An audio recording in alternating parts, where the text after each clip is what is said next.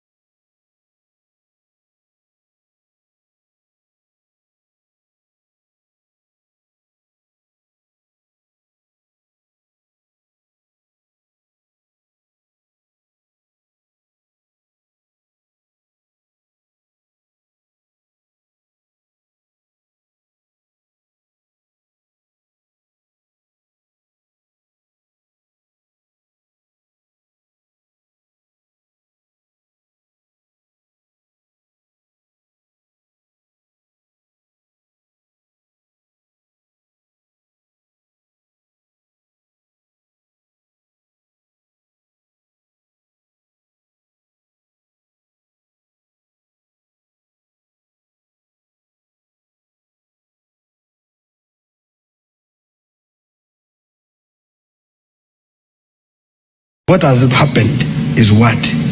One, wastage. We are talking about corruption.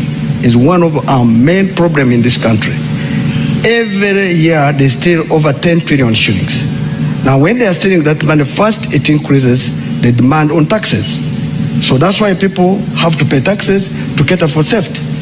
In our economy we have money in houses. It is counted in circulation, but it is not houses. But let me focus on the one of this current one. Now 72.3 trillion, yet we are estimating to collect 72.3 trillion, yet we're going to collect 37.2 trillion. It means already we have a deficit financing of 35.1 trillion. What does that mean? It means we're going to borrow. Now, that's what we go. They'll go to commercial banks. I'm sure they're going also to go to money lenders like our local people are doing. But that already is a demand on cash in banks. Now, when the banks will be preferable to present money to government than the private sector. So if the private sector does not borrow money for investment so that it can be able to generate jobs, because if I went to a bank, I want to borrow money to put up a maize meal, but because of the cost of the money, I will not go there. Eventually, that means that investment will not happen. Now, jobs will not be there because the current government will be the one going to the commercial bank to borrow. That's what we're calling crowding credit, which is meant for the private sector. Two, if people don't have jobs, there will be no power to consume. Because if I've got a job, I will have money to buy goods and services. And when I buy goods and services, That's when I will also be paying good taxes on consumption taxes. But since I don't have capacity, I will be remaining a beggar. Speaking of taxes, I Naloga Priscilla Regina, I am constantly paying taxes. There's more taxes that are slapped on me ever so often. In short, what I'm trying to say is that the tax base remains the same. How do we expand the tax base?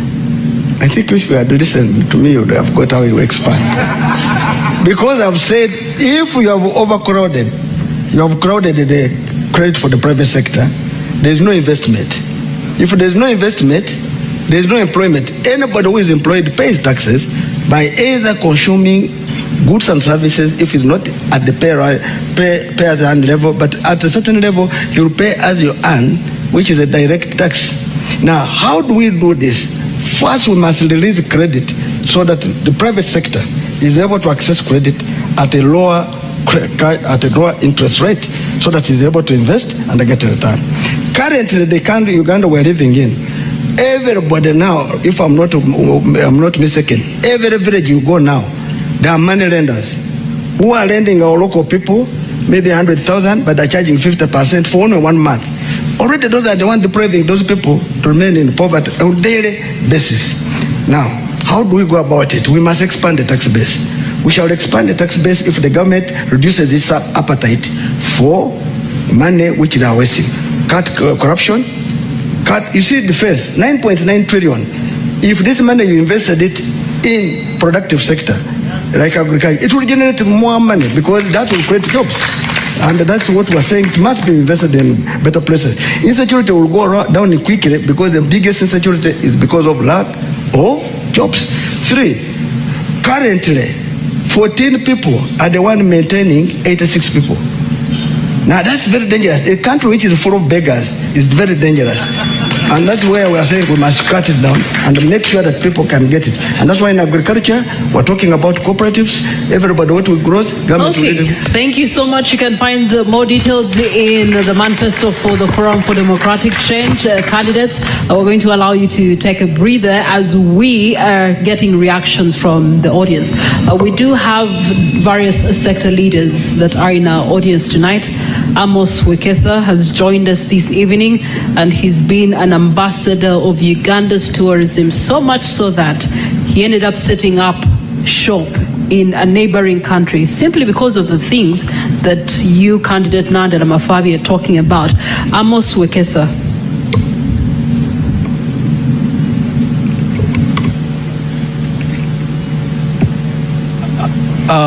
Good evening. I'm not a politician, so I don't know protocol very well. It's been thank you so much, NTV, for inviting me this evening. And thank you, presidential candidates, for very good insights that we've listened to this evening. Of course, I will be a little bit biased that Mr. Honorable Munti did a fantastic job in dissecting tourism. I was actually shocked that you related it to everything else, to security, to the market. Yeah, if 4 million tourists arrive Uganda, each of them will eat 2 eggs a day, and they spend an average of 8 days in the country. You just do the mathematics. An omelette, they will be willing to pay $10 for an omelette. You know, you just grow the economy instantly. I also say, when Honorable Kyagulanyi, you had a very fantastic write-up in the manifesto about tourism. I was actually very impressed. I think my only concern is that it's not being sold well. I think we need to sell that dream. Yeah, it needs to be sold a little bit more. I also want to say that tourism, the reason why they say tourism is Uganda's lowest hanging fruit is because of the potential we have. The great weather, the mountains, the lakes, the rivers, the people, the culture. It's just so low. And then tourism this year earned the whole world about $10 trillion. But if you just remove the $10 trillion and put on the side and go just for sports tourism is one of the fastest growing sectors. And Ugandans are extremely very talented. It's just that a lot of them don't have the opportunity. This year, sports tourism earned $800 billion across the world. By 2032, it will be earning $2.2 trillion just by doing sports. Amos Wekesa, in the words of the incumbent, therefore, one of our biggest challenges as a country is that Uganda is not a brand. Every Ugandan must talk about this brand called Uganda. We're going to put the shelves out there. I would like to hear from the candidates what type of brand Uganda will be, because right now it's a brand which is partly majorly not known. If it's known, it's not known for the good things. What kind of positive brand can you guys put on the shelves in the world? All right. Thank you so much, Amos Wekesa. We also do have Yvonne Mpambara that is on the floor this evening, and she too has reactions. Yvonne?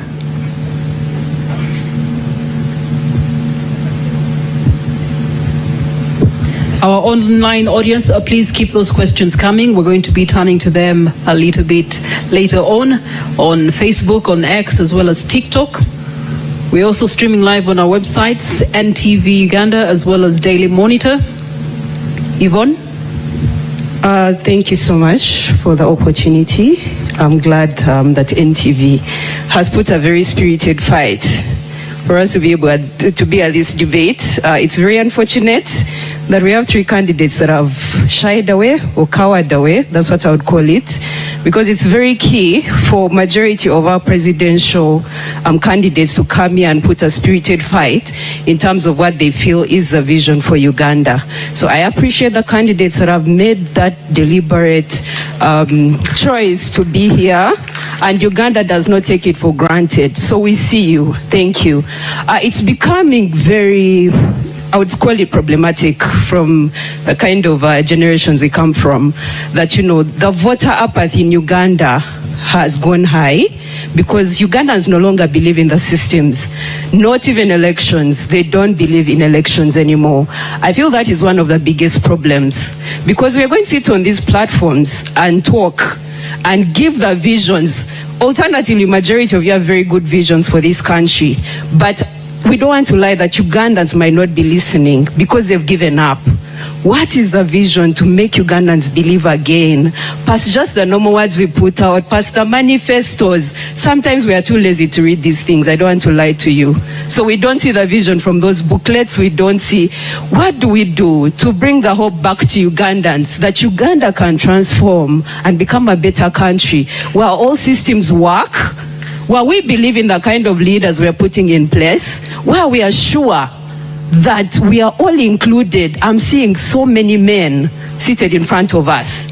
What makes you think that the voices of women are included in the discussions you're having? These are tough questions, because we feel as good leaders, if you're going to cover for majority of the population, what is your fight? Is this largely about competition just for presidential, or you have an actual voice for saying we want all Ugandans included? All right, thank you so much, Yvonne. I believe the candidates, you've gotten her point. Priva, I do believe you also do have a reaction for us in the House. To our audience on KFM and Dembe FM will also be coming to you. Equally, those of you that are streaming live on YouTube will be with you shortly. Priva. Ms. Kasire, Evelyn Kent, talk to us. What do you have to ask? Thank you so much. My Evelyn Kent Kasire, candidate to Women MP Kampala, under need flag bearer. My question goes to Nandala Mafavi. In considering the high living costs in Kampala, what plan would you have, it being a city, to help Kampala people have a better life? And the second question is, at what point in time did you make up your mind to use money in your pocket as your slogan, considering we had presidential candidate, a need presidential candidate, Joseph Kabuleta, who has been using the same slogan since the 2020 elections, and assuming he had been nominated, would the two of you still have carried the same slogan? Thank you.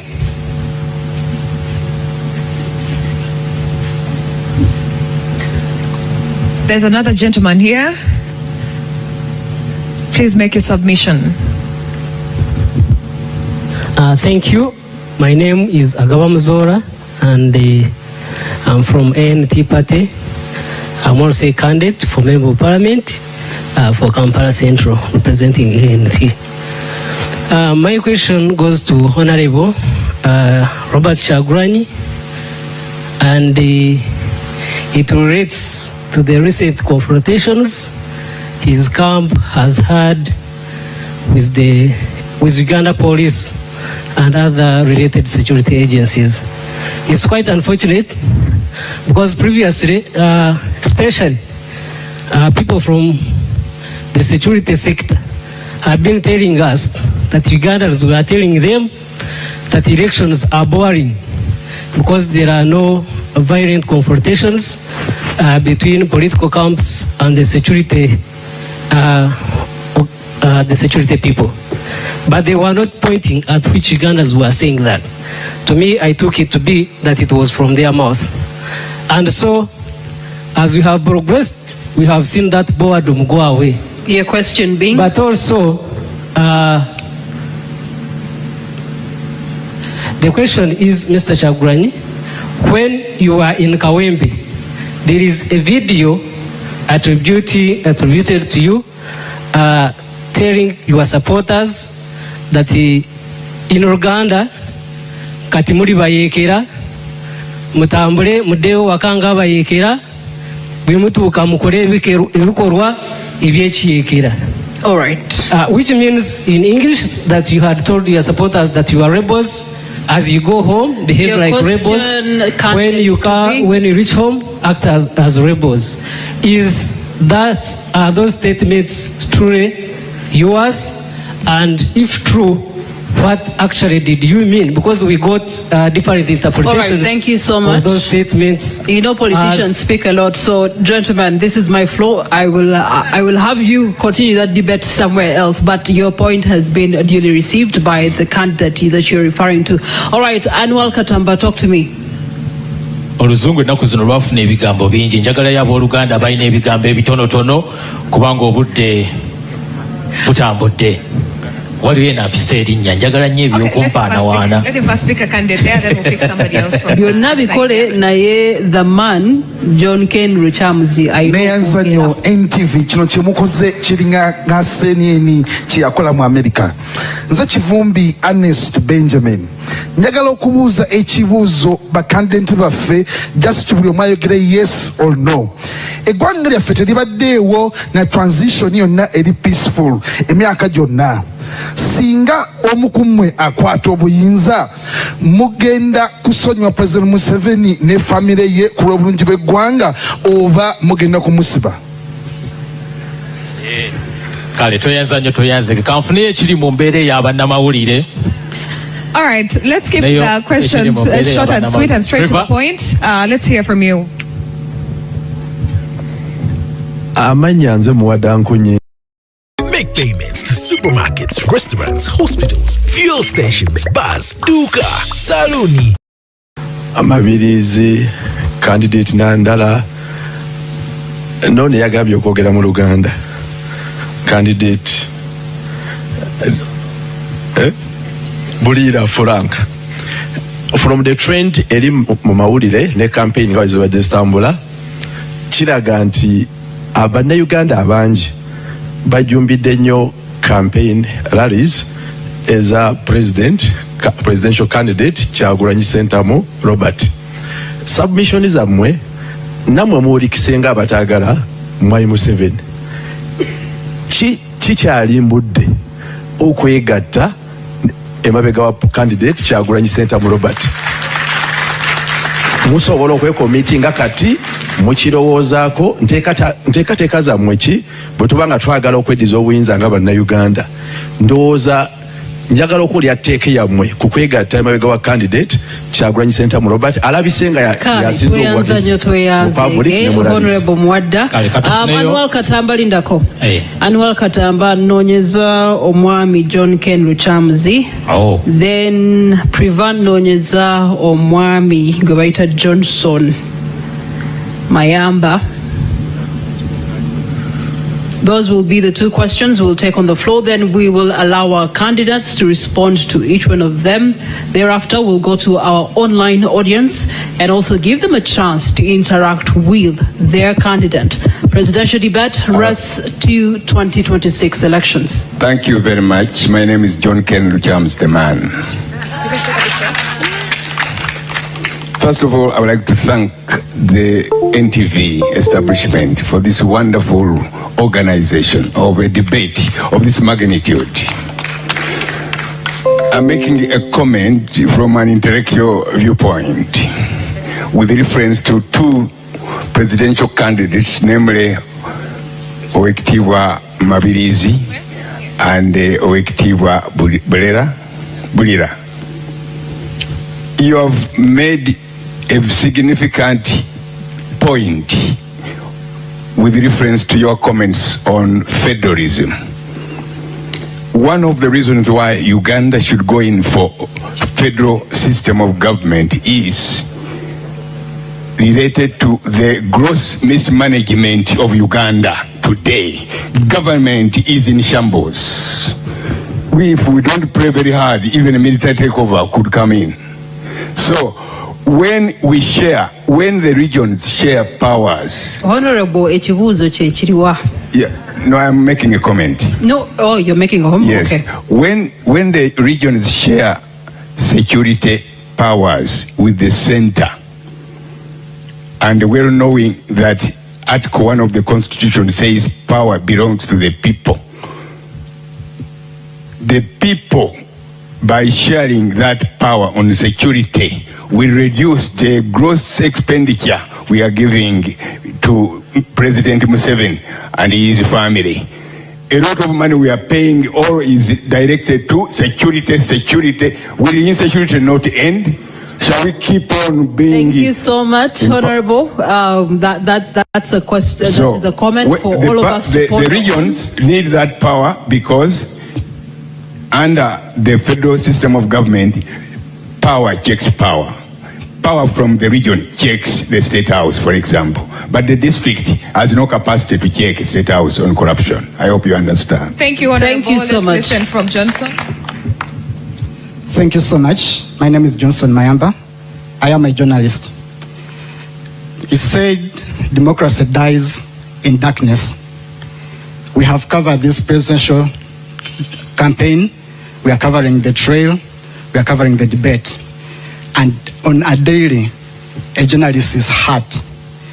In all your manifestos, we've not had ourselves in them. What are your plans for the fourth estate? Thank you. All right. Many questions, 5 of you. I will start with Gregory Mugisha Muntu. Responses to the House. To all the questions? Yes, please, to the ones that were directed to you and you feel you owe them an answer. Okay. Thank you. I think one which was specific was from Honorable Nkunyinji Mwada, because he was asking whether we are ready to go behind Honorable Robert Kyagulanyi. Well, we are always open to discussions as Alliance for National Transformation, but we've also had experiences in the politics of this country. It depends on the basis on which one would make the conclusions that the country has made a decision. Because I've been in a party called Forum for Democratic Change, and I know that in 2011, 2016, we generated crowds that I have not yet seen in this country. Unfortunately, we didn't take power. So I always know, and I've always spoken out, it's not something that I hide, that winning is one thing, taking power is another. You have to have two different strategies for both. So if we are to sit and agree on the strategies for both, rearrangements could be made. I have no problem with that. Thank you.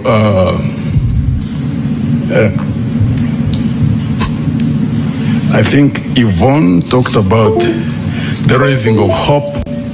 I think all Ugandans really want to see a better future, need to invest in the raising of hope. And there are many Ugandans, men and women, who have got spheres of influence through which they can raise that hope in the people who are around them. We can't stop speaking. We are in a dark period, there is no doubt about that.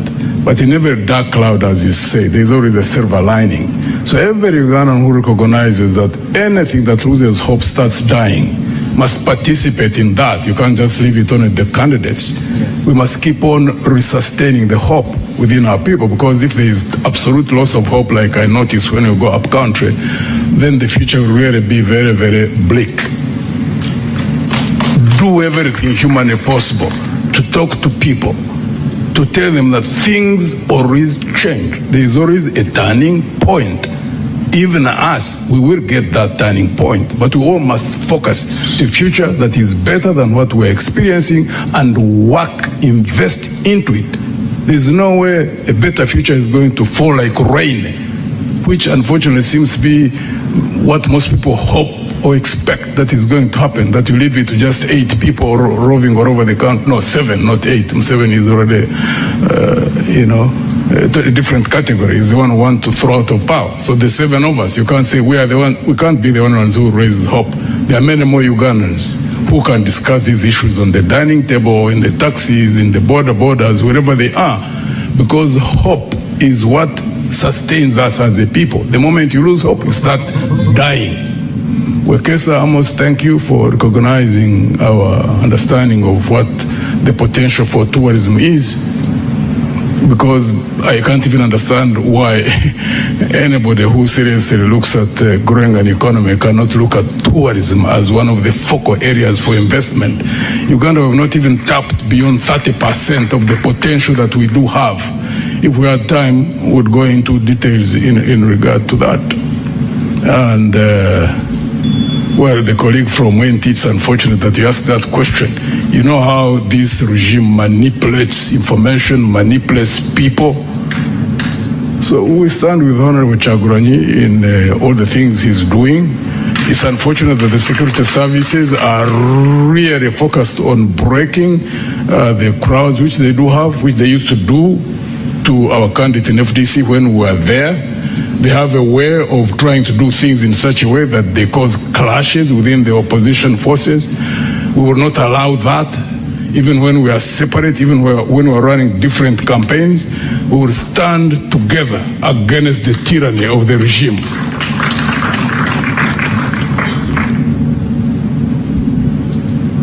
All right, thank you so much. The rules of engagement still remain the same. Each candidate has 4 minutes to respond to all the questions from the floor. We'll go to the next candidate, Frank Bulira. Thank you so much. I'll try to be very fast. First of all, I didn't say that I want to speak in Luganda. I just said I want to reduce the English. That is the #1 problem of this country. We want to liberate this country. Not speaking a lot of English, it won't help us. First and foremost, Madam Yvonne, thank you so much. Voter apathy is majorly because of loss of hope. It is with the opposition, apparently, that has to give hope to the majority of Ugandans on the opposition. As we speak, the opposition is only looking at how many members of parliament shall we get in order to get more iPod money, not removing Mr. Museveni. That is why, as the RPP, we have not even positioned any single candidate for MP, because people are just looking at getting 50 million because they lost hope. They think and believe that Mr. Museveni cannot go. So they say, Nange kangabanireko wano, let me get a call 300 million. With Mr. Museveni, God will decide. That is the problem. With the opposition, we are now the problem of the country. People are looking for iPod money. For us, we are not looking for iPod money. Dr. Chinji left a great foundation for our party. That is the reason as to why we are looking at removing Mr. Museveni and bringing back sanity in the Pearl of Africa. So the opposition is majorly contributing on loss of hope and voter apathy. People have lost hope. But I know when I become president of the Republic of Uganda, all MPs from the different parties will join me. They will cross over. I could not waste a lot of efforts and money putting funding presidential candidates, parliamentary candidates, because the major focus is removing Mr. Museveni and everything will go into the straight line by itself. Secondly, Honorable Mwadanku Nyingi, thank you so much. I respect you, comrade. You talked of coalition or getting behind Honorable Kyagulanyi. I appreciate Honorable Robert Kyagulanyi's role in bringing this struggle where it is. But what you should know, Honorable, is that this struggle started way back from the Kairas, the Dr. Semogerere. Dr. Semogerere in 1996 had the biggest crowd, which we have not seen. Haji Nassan Jege Sebagala had a crowd, a 1 million march. He didn't even smell at presidency. Retired Colonel Dr. Kiza Besigye. Go and look at the footage of the rallies Dr. Semogerere had. Dr. Kiza Besigye had. Dr. Besigye has not delivered us to Canaan. It's unfortunate. The crowds are important, but it has to be a guided crowd with a focus, as General Monto said. That is the reason as to why Dr. Aggrey Kiyingi was not staying in Uganda and was feared more than the people who are sleeping here in Wakiso, because Mr. Museveni knows he will contain them at the end of the day. They are not even focusing at presidency. We are looking at removing Mr. Museveni. In fact, I would be the person if the Honorable Kyagulanyi would rather behind. I don't want Ugandans to be disappointed again, and at the end, they tell you, I'm the solution to this country. Don't expect me to tell you, we have all the plans from A to Z. I inherited Dr. Aggrey Kiyingi politically. I have all the contacts and the networks. That is the reason as to why my campaign has started late. Many people have been asking why I have not been campaigning. It's not deliberate. My accounts were frozen. All our funders were intimidated. Mr. Museveni called Sheikh Maktoum, the king of Dubai, and told him, unless you are opening up UAE and Uganda, don't support this guy of Dr. Kiyingi, because he knows Dr. Kiyingi has investments in UAE. President Hakainde Hichilema of Zambia was intimidated. My container of T-shirts from China was confiscated. Candidate Frank Bulira, the good news they is should that all you come are behind seated. me. I'm the only person to redeem this country. Thank you very much. And the good news is that you're seated next to the man himself, Robert Kyagulanyi Ssentamu. What saith you to the responses that have been presented on the floor this evening? My response would be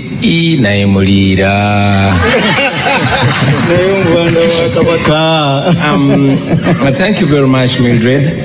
I feel at loss because as a present victim of security, I did not get opportunity to be asked for a comment about security, and as a way of blocking and bridging, you would allow me just wrap very quickly my comment on security. And it all goes back to state capture, because that is the problem. Every institution of state is captured, including the military. And unfortunately, it's the military that is being used to capture the rest of Ugandans. The question of the military was settled way back in 1995 when the current constitution was promulgated. And Article 208 of the current constitution is to the effect that the UPDF shall be non-partisan, the UPDF shall be national in character, and the UPDF shall be subordinate to civilian authority. Unfortunately, that law is nothing more than the paper on which it's written. Now, the UPDF is reduced to a tool of oppression. It has been said before that there are no bad soldiers, there are only bad commanders. And the statement is true with the UPDF, because now you will notice that the problem begins with the appointments. The appointments are done according to relationship, and sadly, according to DNA. You have seen police officers, military officers coming out to make political statements against the law, and nothing happens. You saw Brigadier Koldo Kidi. You have seen General Museveni's son making political statements, and nothing has happened, and the list is endless. Our plan for the military, first and foremost, because they are desperate as well. They need to be paid right in order for the right thing to be demanded of them. And we've made it clear as a National Unity Platform that we shall ensure that our men and women in uniform, both in the UPDF and police, are well paid, and they will be demanded to respect the people of Uganda. There should be a strict code of conduct. Recruitment and promotion shall be done on merit. And also, it's very, very important for me, on behalf of the National Unity Platform, to commit that while I'm president, I will never, ever use the military or the police to play politics. Now, having made that comment, allow me very quickly to respond to the questions I heard from Wakesa, and I appreciate your efforts and your contribution to the tourism industry. But we must understand that it all begins and ends with governance. Just go to Google and type in Uganda.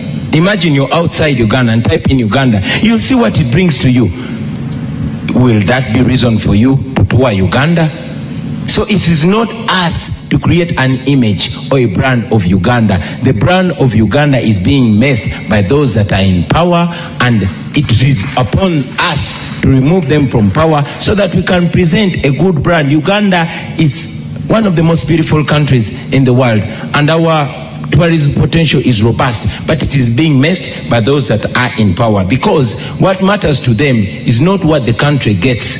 The main occupation of the state in Uganda is regime survival, not. Introducing Airtel VoLTE. Stay in control of the game while enjoying crystal clear HD calls with. Yes, I said that. I've said it many times. I'm saying it right now. I'm a rebel, but I'm a legitimate rebel. You've seen the president of the Uganda Law Society calling himself a legal rebel. I'm a legitimate rebel. I'm just like the Museveni of the 1980s, only that we are non-violent. That's the difference. Okay, we are within the law, we are non-violent, but we are rebels. We operate like rebels. Allow me to just stick to what you were talking about. Yes, please. There's a question here from Mr. Chigongo, and he's asking, what are your plans towards bolstering multilateralism as well as bilateral relations? Present yourselves as Ugandans. Let us present Uganda on the same moral standard with our country, with other countries. We want to relate with Kenya. Kenya has a semblance of democracy. We want to relate with democracies, but we are bringing dictatorship to them. Let us level up. Let us have the moral standard. Let us be on the same moral standard with other countries, and we are going to be respected. Now we are not respected, we are only feared. Okay, thank you very much. And you did not allow me to. I'll be returning to you shortly. Right, just you can hold that one. I'll be coming back to you. Candidate Nandala Mafabi, there were questions for you in the room. What saith thee? Yeah, thank you so much. First of all, with tourism, my take on that one, of course, security is important. Tourism cannot come here when it is insecure. Number two, we should invest more in infrastructure, the roads, network, and this tourism, of course. I would even go further to talk about the rail line. We need to put back our rail line to deal with most of the things we talk about. Also, the press, we should have a positive press. Voter apathy, yes, it is there, but a thief cannot chase you from your chamber. You must make sure you work in the chamber until you arrest him or her. My proposal to voters, kindly read our manifestos, see which one is the best, and go vote, because one day we shall make it. Amin said that if the referee is biased, when you are playing football, make sure you score a goal where even the blind sees that it has entered, so that it cuts the net and everybody confirms. I think this coming election, if we all voted and voted NRM out, everybody would see, even if Yamaka Maulu have nothing to say. High cost of living in Kampala, everybody know high cost of living is everywhere. I think because you stay in Kampala, maybe people can even afford something, but people are going without anything for weeks. So I want to assure you that the high cost of living is a result of cost of production. We have high taxes, we have high cost of production. Now, we have talked about electricity, it's very expensive, and that's why electricity is one of the catalyzers to make production. Water, mention it. And in Uganda, the tax exemption are given to foreigners. So we are the one who bear the burden for foreigners instead of the Ugandans. Corruption is also another cost, because when the costs are, taxes have to be put there to tax you, so that they're able to cater for the corruption of the 10 trillion. You said, I copied your motto, no. We said fixing the economy, money in our pockets. I don't know if yours like that, but I'll also give you an example. Busoga College, where I went for, when I started from, it says, Kurakatonda negwanga lyaffe, for God and our country. And the motto of Uganda is for God and my country. Should we also say that Uganda copied from Busoga College? On the issues of Museveni, you see, for us, we're in this campaign not looking for, we're not in for hate, we're not targeting anyone. What Museveni has done, has done. His 40 years are over. We need to move on. What has failed to do is what we are saying, it is us to fix it. So we are bringing unity. We need to reconcile this country. We need truth telling, and this country must move forward. Museveni is just one individual. The country is bigger than Museveni. So for me, I believe we need to have our country united, and should we forgive him, there will be truth telling. Nkunyinji, you said we should join hands. Everybody knows how to mobilize. For you, you may be mobilizing using music. We don't have music. You may be mobilizing by carrying like Museveni. We don't carry. For us to go to villages. So there is no measuring tool that you are the best. I think we have to wait until the D-Day. That will be the determining factor. All right, thank you so much. Just a small one. The press, we are sorry the press being hurt. We feel bad about it. And of course, even this is where I want to make a comment, that I think the state should come out clearly. We need EC to come clear about this, because there should be fair play. We don't want any candidate to be, his or her supporters be hurt. We need each electoral commission should take charge of the election. But I also had the electoral commission chairman saying after voting, everybody should leave the polling station. I thought this gentleman was a judge. When I look at the rules, the Presidential and Parliamentary Elections Act, it's clear says that after voting, a person should stay 20 meters from the what? The polling station. Is that the same way by saying people should go home? That shows there's lack of people of understanding in this country, and these are the people who are going to be the referees. We want to pray to God that they learn the law and understand it. What do you want to do at the polling station by chasing people? You must be wanting to steal. Let him come out clear to tell us. All right, thank you so much. Mr. Joseph Mabirizi. Number one, I want to arrest the fears of voters where they have given up elections. We have got solutions. Have been working on this for 12 years.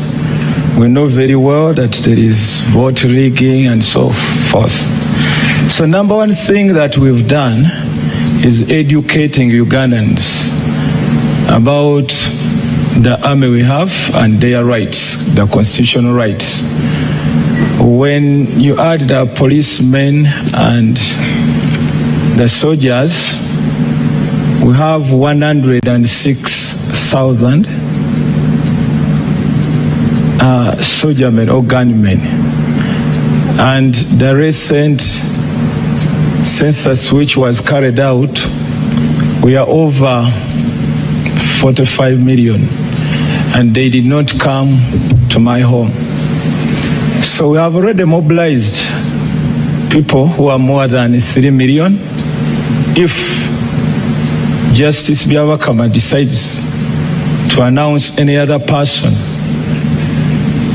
giving our win to another person, then the 3 million people, us who are not cowards, we shall raise and fight against that. Secondly, we have offered a safe landing for the predecessor to be, and we have already written to him. That's a That's also very important. Then Ugandans getting to know that this is the number of army we have.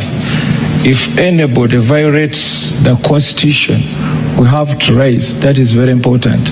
And whenever we have gone in this nation, we have carried out baton campaign along with mock elections whenever we go.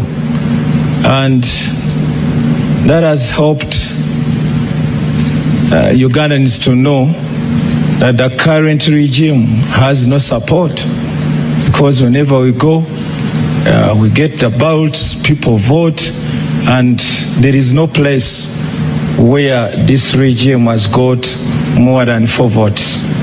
So that one is already now known. There was a question about the journalists. You are covered. Once there is good governance, you don't face all what you are facing today. Then when it comes to the question about joining Kyagulanyi, I sat with Mr. Kyagulanyi Slice in his house. Then from there, I wrote to him twice. I'm born again. We sat in your house. You don't recall me coming to your house in Magere? You have forgotten? I said, I did. I'm born again. And I have written to these presidential candidates about joining hands. They endorsed, they received the letters. They didn't turn up. So what do you want me to do? Then another thing, these people opt for going to courts of law, yet we know that the courts, they are in the hands of just one man. Then they are promoting the governance, which is the same as the one we have. For us, we advocate for federalism. So our plans are so different. That's why we cannot join anybody. All right. To all the 5 candidates on the floor, as we're looking to our social media platforms and getting questions from the online audience, we also have a desire to hear from you on sectors that have shown immense potential, but yet they are still not given that much attention. Sports is one of them. The creative industry is another one.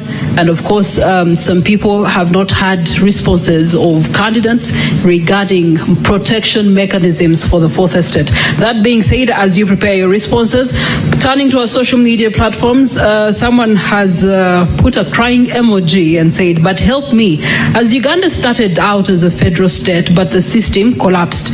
Nigeria is currently also running on federalism, but it is constantly facing ethnic, religious, and regional clashes. How different is the federal system they are suggesting? And of course, that is to candidate Burira. Then we also do have on X Okello George, who says, given Uganda's history of contested elections and past allegations of electoral violence and media suppression, what concrete, viable steps will you take as a candidate to guarantee a free, fair, transparent, and peaceful election, including protection of opposition, free speech, and unbiased media coverage? This is in the case that you are the president at that opportune time. We also do have Rango3_8 on X says, Uganda has one of the youngest populations in the world.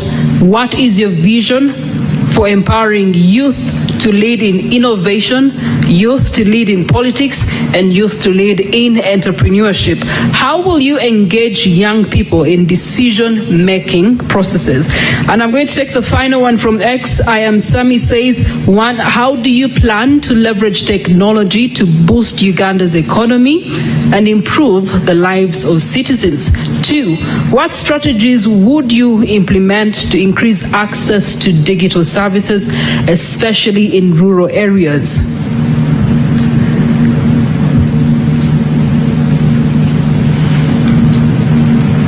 Giving you a minute to digest those. Thank you so much to our online audience. The hashtag to follow is NTV Presidential Debate 2025. And as we do so, we are also streaming live on Facebook, on X, YouTube, as well as our website that is NTV Uganda and Daily Monitor. Our audience on KFM and Dembe FM, thank you so much for being with us. I believe our candidates are now ready. I'll start with candidate Bugisha.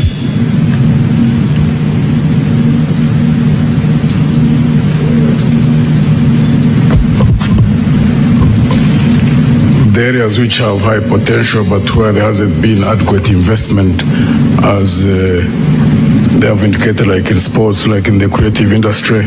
The unfortunate thing is that that process really starts from primary education. Our primary education, the foundation of our primary education system is not being well designed, because you get to understand the different intelligences of the different people between 5 years to 10 years. That's where you get to understand how people have been wired different. We have concentrated more on the academics, and therefore many people who have got talent, like who could be the best of sports persons if there was investment in them, those who are in the creatives, those who can use hands for their skills, is lost at that point. We would have to redesign that, so that the moment you detect that someone is talented in sports or in the creatives or in skills in using their hands, then as they go through the academics, but you specifically invest in those and put their specific institutions at a higher level, that would make them international grade in whatever they are doing. And that helps in many, many ways, because we have seen sports persons, like in countries where they are in the long distance running, or like who are boxers, or like who are good footballers, become almost adverts for their countries, or those who are in music, and also in terms of creating jobs once they expand the industries in wherever they are. So that requires people first who understand that. Unfortunately, this regime seems not to understand that. We do understand it, and therefore, if it's the will of God and people trust us, it is one area which we will invest in heavily. Why? Because human beings, the way we are created, the only way you can enjoy your life on this planet is not just because you get money, but when you do things in which you are wired to do, fulfilling what is being. All right, thank you so much. Frank Mulira. Thank you very much. I will try to be fast. First of all, on the case study of Nigeria that you are giving, I think that is an isolated case. I need you to also look at other countries that are being run on the federal system of governance vis-a-vis other countries which are not moving under the same system of governance. Then looking at the issue of creative industry, I think here there is a big weakness by this government, especially in promoting talent. I don't know whether they are just selfish or I don't know. It's like these people were just imported and they are in a wrong country, governing a wrong country. It's like they are just passing through Uganda, going somewhere. Because of late I saw the She Cranes trying to fundraise for money to buy air tickets. She Cranes, they are representing Uganda. Can you imagine? Going to businessmen, Ham and others, looking for money, upkeep. And you see people kneeling down before Mr. Museveni in the State House, getting sacks and sacks of money for self-enrichment. And you think you are promoting talent in a country. I've seen money being embezzled in the National Council of Sports. But when you go to Rigogo Cricket Oval, it is really in a sorry state. I was still, it's okay. Thank you for that. Mr. Jagulanyi, you're next. 2 minutes. Thank you very much. I always reiterate that the problem is about governance. And if we fix the government question, everything will flow.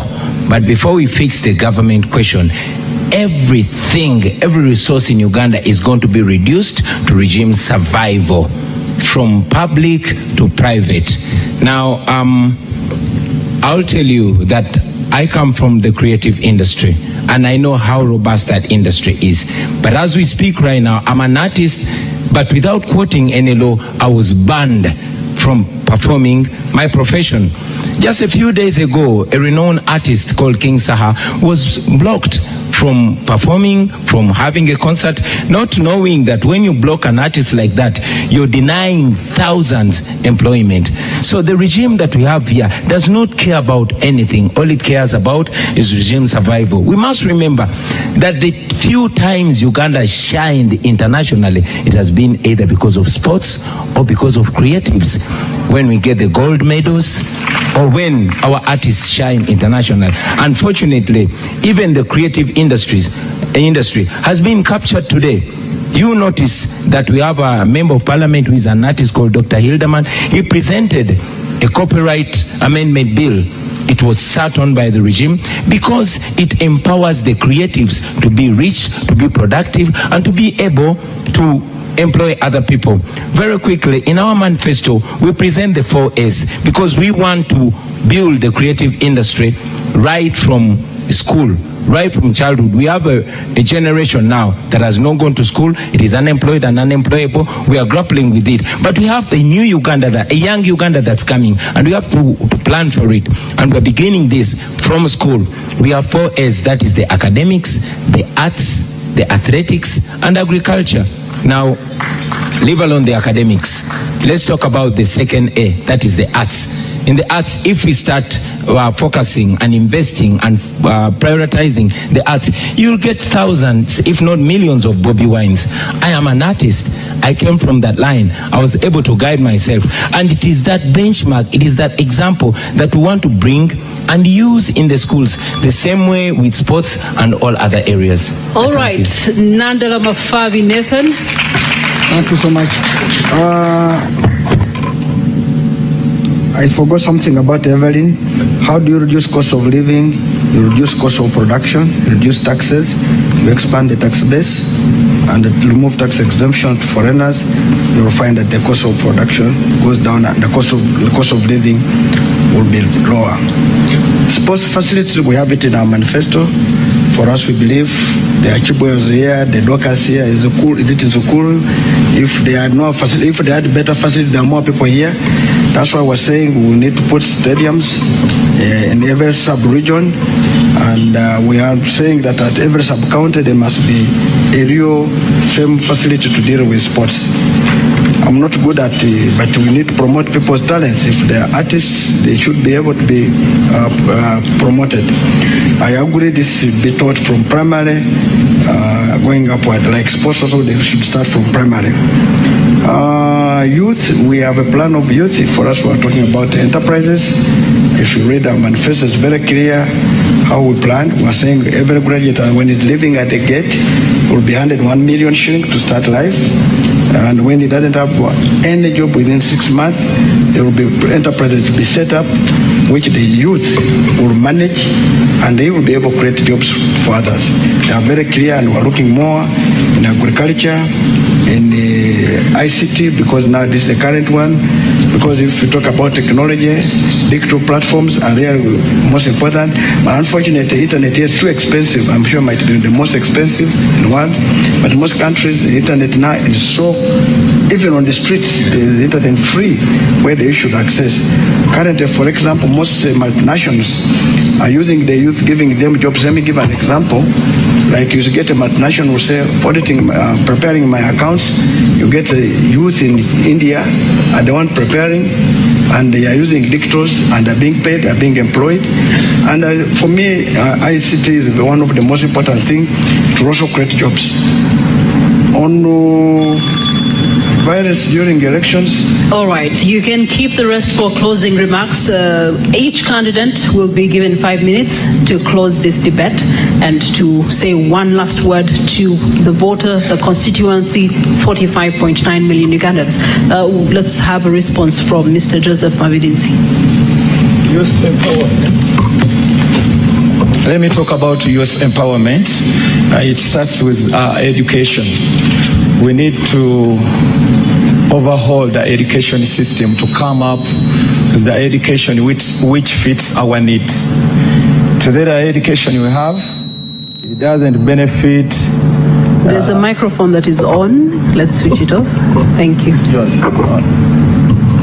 It doesn't benefit those ones who pay school fees, the parents, neither the children. So we have a committee. It's already working upon that. We want to have a new system of education which can benefit Ugandans. Secondly, we are planning to give free internet services right away from May next year, so that will no longer be a problem to Ugandans. Then we want to use both the transferred technology and also the local one. It will help us. At GoDaddy, we know your website is the center of your online business. So many opportunities of employment for unemployed. Then injecting more money in creative industry. That one will help a lot because it has become a job when you talk about music and drama, when you talk about sports. So we aim at injecting more money in those sectors. Thank you.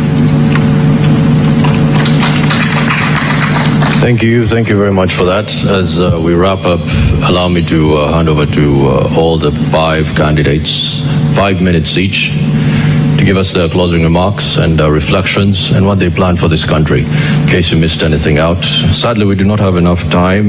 We planned to touch on economics and finance, but maybe you can squeeze all of that in those 5 minutes.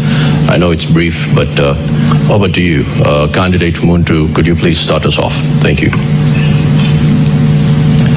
General Museveni is going to leave us a broken country, deep in debt, lawlessness, frightening levels of poverty. All systems and institutions have been broken down. There's almost nothing which can check power. The culture of the people who have so lost hope, to the point that ordinary people are selling themselves for 5,000 shillings. Leaders are being bought at a higher rate, maybe 50 million, 100 million. That's the state of affairs that we do have in this country. We are growing in terms of population increase. We have 47 million people. In another 25 years, we'll have hit 100 million people. We are going to face a larger crisis if there's no change of leadership. Also, too, the nature of change.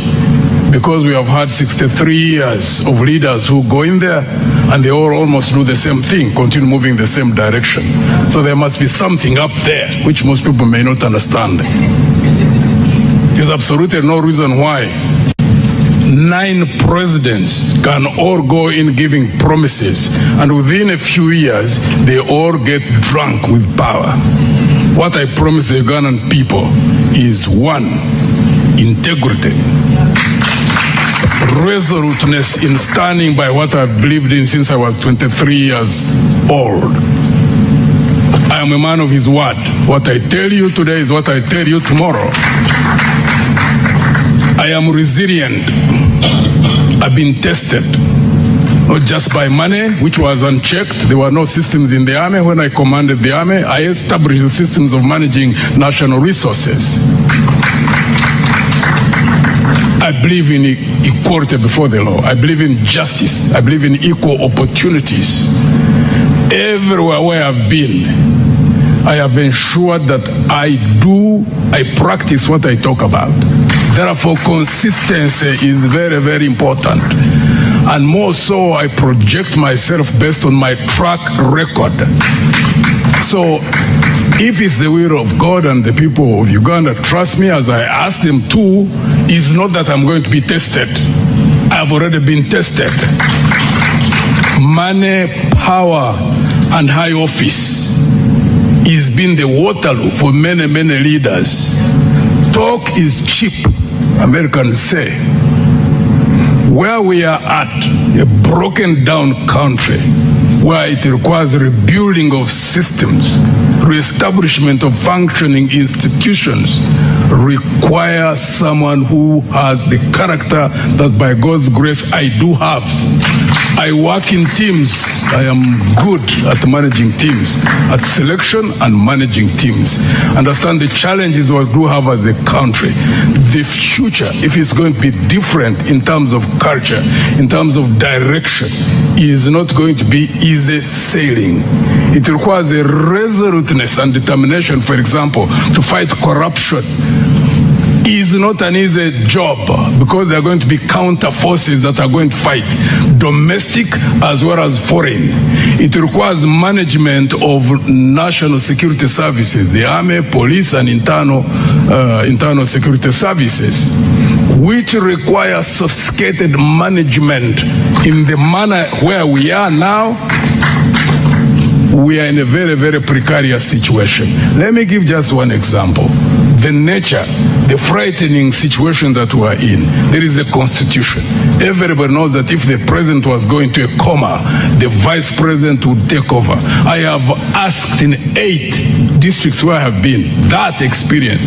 I tell them, who of you believe that if General Museveni was slid into a coma, that Honorable, the vice president, you need the name? Jessica Lupo? Jessica Lupo. She's a colleague, she was in the army. So, Honorable Jessica Alupo, that would take over. Hey, people look at me as if I've just fallen from space. I have not seen anywhere where they raise their arms. And I've been asking publicly, because I'm not able to access those who are in security services, but for them take a cue to look that as a red flag. If something is in the Constitution, and every Ugandan knows that we are going towards a transition, one way or the other, and you have a situation where people don't even believe in what is in that Constitution, to those who are in security services, those who are in government, need to know that there is a problem in this country, and it needs to be handled. Because we are 47 million people. General Museveni is one individual. The security of the country cannot be tagged on one human being. I keep asking people, because there are those who say if General Museveni goes, that the country can easily go down. Ask them, if God recalled him tonight, will he go with the country? Of course they say no, he won't go with the country. Therefore we need to deal with the country. What needs to be done? And that requires experience, ladies and gentlemen. That's why I ask for trust from the Ugandan people. And I always keep telling them, whatever we will sow is what we will reap. Thank you. Thank you very much, Candidate Muntu. Over to you, Candidate Bulira. Thank you very much. Dear Ugandans, as we close up this debate, it is a memorable debate that it may be the last time you're seeing me here as an ordinary Ugandan. In the new Federal Democratic Republic of Uganda, starting next year, 15th, just be rest assured all will be in peace. I'm just going to highlight on what we plan as the RPP. I'm staying focused. What we are planning for a new Uganda. We want a new Uganda under the federal system, period. The rest will be sorted. First and foremost, let's also look at our brothers and sisters who are working in the diasporas and living out there, the Kadamas. Instead of we as politicians just going to have selfies with the Kadamas in Dubai and Saudi, we need to help them. They are contributing, bringing in a lot of remittances yearly to this country, contributing to our economy. These Kadamas are being harassed. These are our sisters and mothers. They are sleeping at Banias Square. They are sleeping on empty stomachs. They are being raped, but government is quiet. Even the opposition is quiet. It's just having selfies with them, politicking. I'm here to help the Kadamas. I'm their hope. I've lived with them. Dr. Chinja has helped many of them. So, just as the government of Philippines did, They sat with the Sultan of Qatar. They sat with the president of UAE and said every Filipino who is working in UAE must not be paid less than $500 or else he or she goes back to Philippines. And as we speak, Filipinos are in heaven in Dubai, and Ugandans are sleeping on the streets and in the bed spaces. Much as even there's Filipinos sleeping in the bed spaces, but they are living a higher life. Yet Uganda is far more developed than the Philippines. It goes back to governance. We don't have leadership. We don't have leadership. As a president, I'm going to sit with Sheikh Al Maktoum and we negotiate on the issue of Ugandans working in the UAE, in Saudi Arabia, Qatari, Turkey, and all other countries in the Middle East and the entire Gulf. We need to save our sisters. On a serious note, money is coming from those brothers and sisters, contributes a lot to the country's economy. On the issue of tourism, I had earlier sat with some sheikhs in UAE and Dubai municipality, plus using the contacts of Dr. Chinji since he had shares in Emirates. And we wanted, they had done a survey that Entebbe International Airport has the best terrain for a nice airport. And they were suggesting with the government to have Entebbe International Airport as the base or headquarters of Emirates in Africa. Mr. Museveni refused this simply because they wanted to employ workers on UAE standards, being paid highly, and UAE directly being involved in the recruitment of Ugandan workers. Look at that selfishness. Up to now, that project was put on hold. We don't have an airport. We are the only country which doesn't have an airport. Recently, Madam Mama Nyerere was locked up in a lift in Entebbe International Airport. That's when Mr. Museveni came out to pretend like he's chasing workers at Entebbe International Airport. It is the only airport where these electric stairs don't work. They only put them on when they are international guests. Even poor countries like Zambia and Malawi have real airports. We don't have an airport, and it is the gateway to the country. It is the gateway to the tourists. We want to put down this airport, and we have a reasonable airport. In fact, it's even going to be named Sir Edward Mutesa International Airport. From Entebbe is meaningless. All countries, when you go to Kenya, their main airport is the Jomo Kenyatta International Airport. Their founding father. Go to Malawi, it is the Kamuzu Banda International Airport. In Tanzania, it is Julius Nyerere International Airport. Oliver Tambo International Airport in Johannesburg. It's only Uganda selfishly remaining with the name Entebbe just because Mr. Museveni doesn't even want to remember the founding fathers, the first presidents, the Obotes who brought about the independence of this country. We are going to construct Wesley Mumbere Airport in Kasese and Omukama Chebambe Airport in Fort Portal, Tourism City. Thank you, Mr. Oh, I was just starting. You'll start when they I've not even reached in the middle. You'll start when they elect you on the 15th. Oh, Ugandans need this. All right, so we get to also receive closing remarks from Honorable Robert Chagulanyi Sentamu. Thank you very much, Madam Moderator. Our fellow Ugandans, at a time when our nation is at crossroads, at a time when all institutions of state are under capture, including the judiciary, a time when a judge sits to adjudicate, to decide a case, has not to look at what the law says, but consider what General Museveni wants.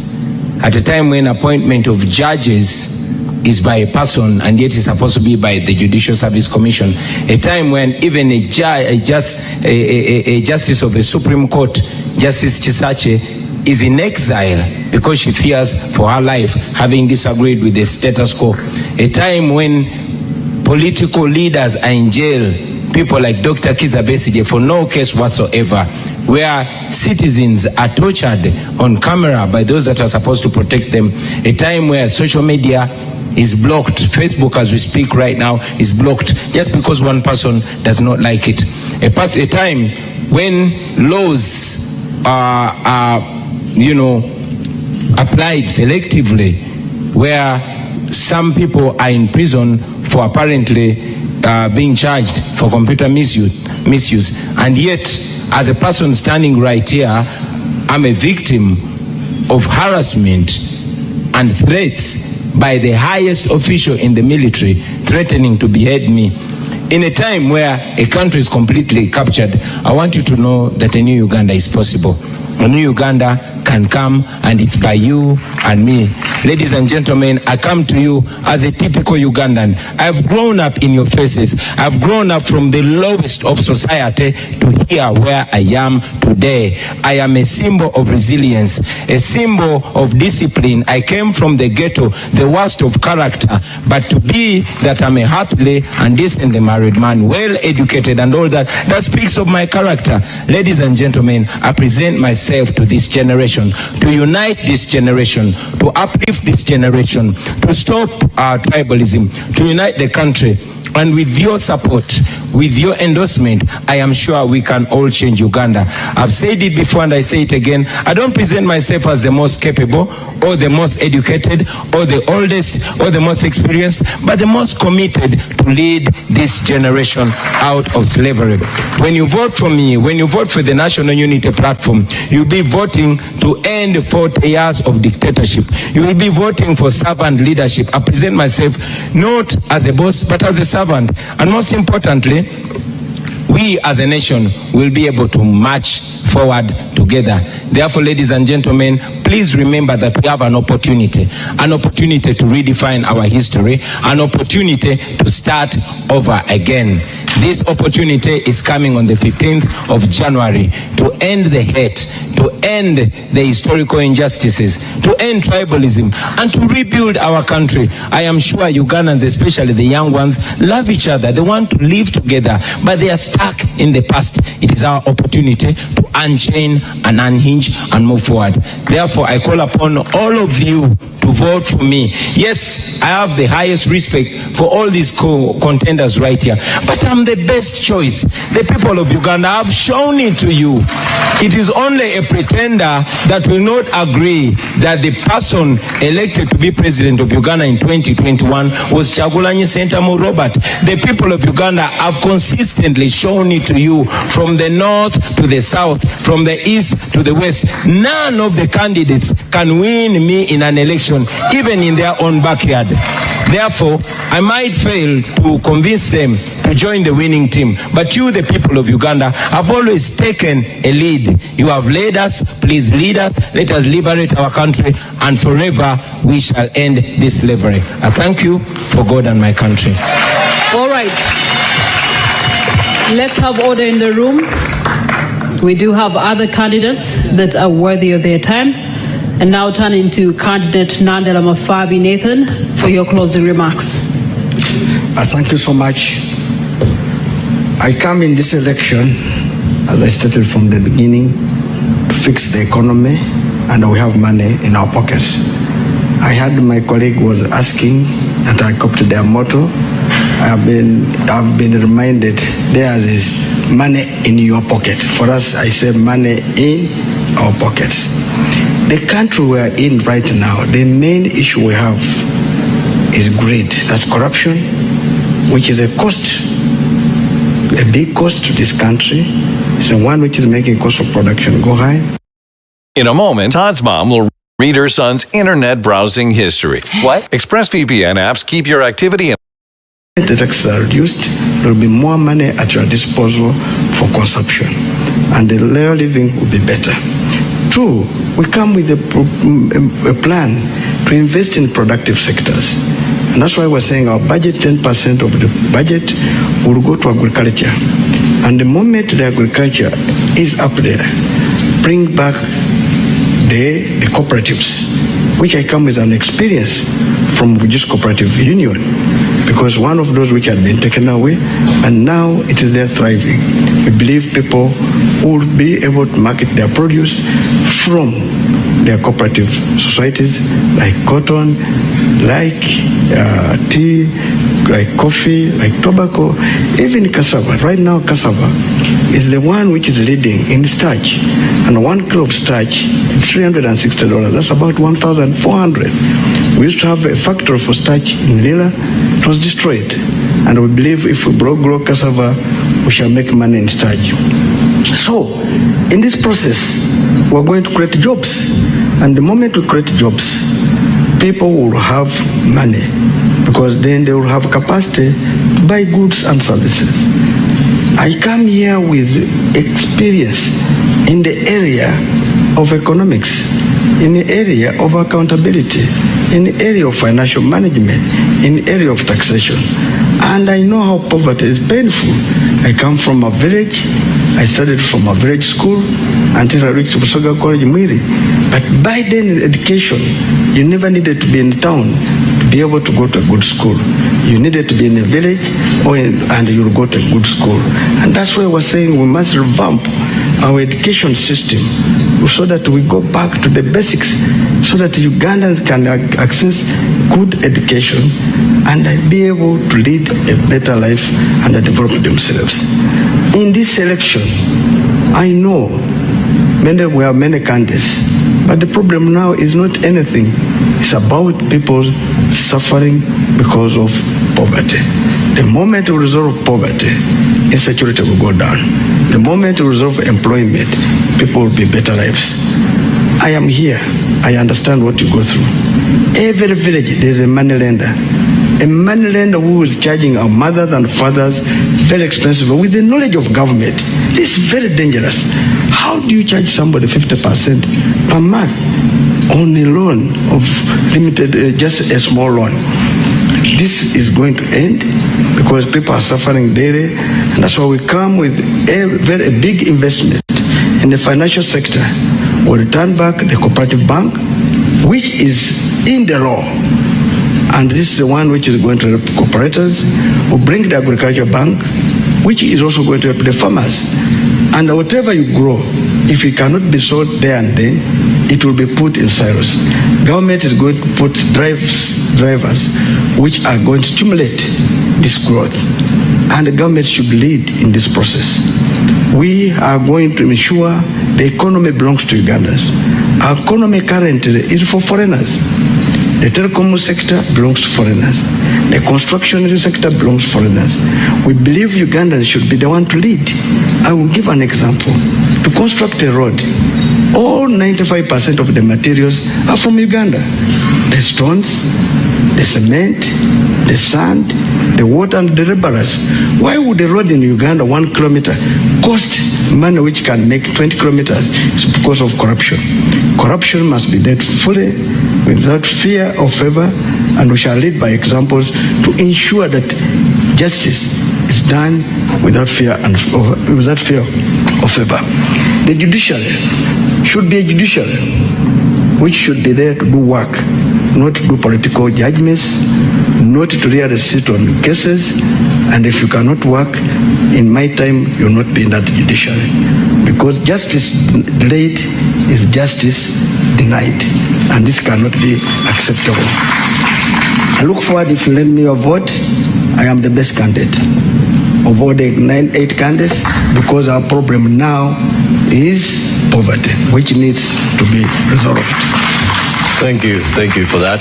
And our final candidate, Mr. Mavridis. Thank you so much. I'll speak a few words so that Uganda don't miss out on this. The problem we have in Uganda cannot be solved by just electing in a new leader. We need to change the system of governance. And the only system that can give us a true solution is federalism. You can recall The last time people or Ugandans shed out tears, it was when the government of late Sir Edward Mutesa II was overthrown by gunmen whose deputy was Nadiope. That is the government which was running on federal system.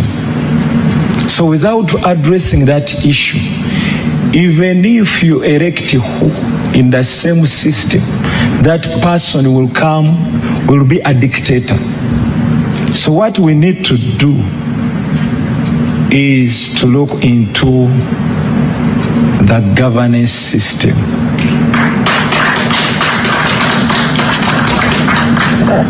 Our manifesto covers a lot when it comes to land. There is a policy on land use. This nation is covered with land grabbing in every part of Uganda.